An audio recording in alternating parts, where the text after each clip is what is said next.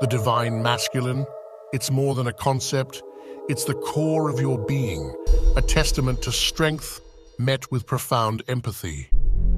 From the moment you stand in your truth to every act of courage that defines you, it's about leading with heart and resilience.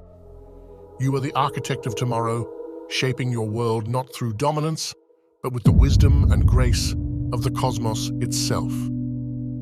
Like Jupiter in the silent dance of space, you are a protector, a guide, inspiring not by ruling, but by empowering.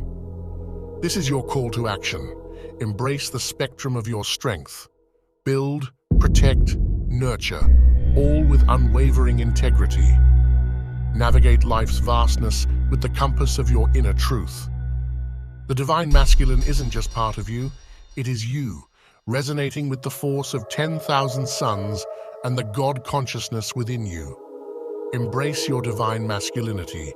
Let it illuminate your path and guide you to your truest self.